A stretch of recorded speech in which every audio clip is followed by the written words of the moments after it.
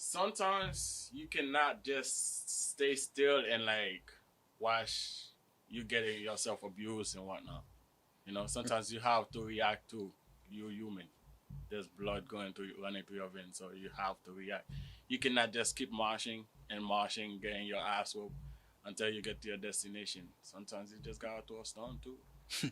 So you would say King's quote of the oppressed should not be using the violence or the words of the oppressee to further their gains, such as violence, corruption, and all that.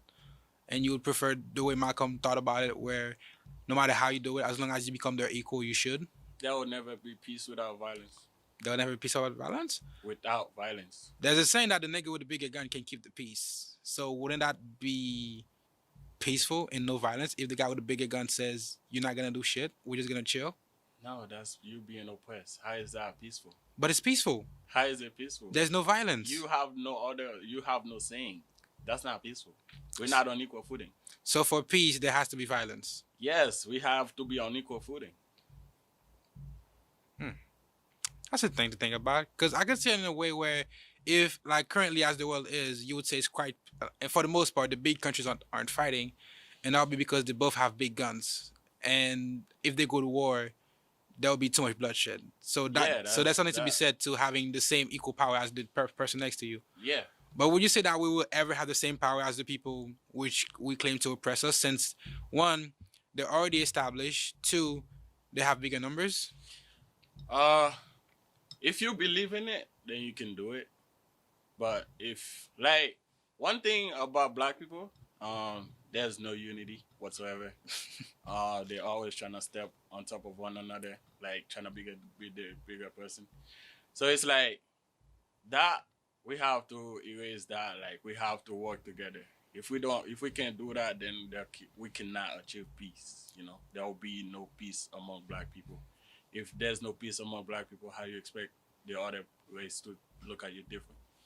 So if I magically gave you 3 wishes and one of them, and the first one I took it from you and I made you. I don't believe in wishes, so keep your. Okay, what if I made you the next Malcolm X, the next king, where you had all their influences and you could change the black community for the better? How would you bring about that unity? I gotta go about it my way instead of other people's way. I don't care about Malcolm X or Martin Luther King. Not that you care about them. Point that I wish to become them and have them influence me. I have not you influence them. Vision. How would you influence the community? Okay. If you had that much power. First of all, you have to bring unity. I think the way Martin Luther King was trying to do it is like you keep marching and then like create a big group so they see you. But at the same time, when you're creating the big group, they are beating you. They are like using hoes, dogs, and just chasing you. Like you're not reacting. You keep protesting. Oh, no violence, no violence. And Malcolm X, on the other hand, is like, if you hit me, I have the right to hit you back. I believe that's a good idea. That's a good thing. Yeah. So it's like they have different perspective, different views. Mm-hmm.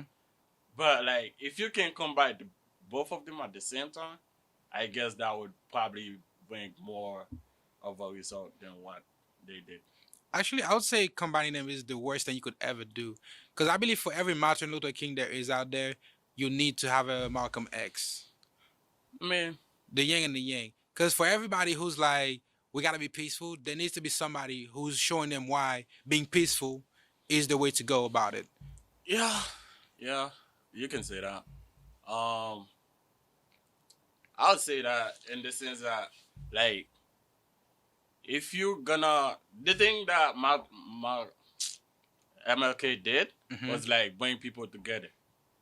The thing that Malcolm X did was he brought us together. But you use your force whenever force is used against you. Like if you have the power to bring people together, and if being treated wrong, everybody reacted, I think that would bring a better solution. That's not what Martin Luther King was doing. It's like, yeah, this one over here was getting beat up, but let's keep marching. I wouldn't say that. Just say we don't fear them. We are a big group.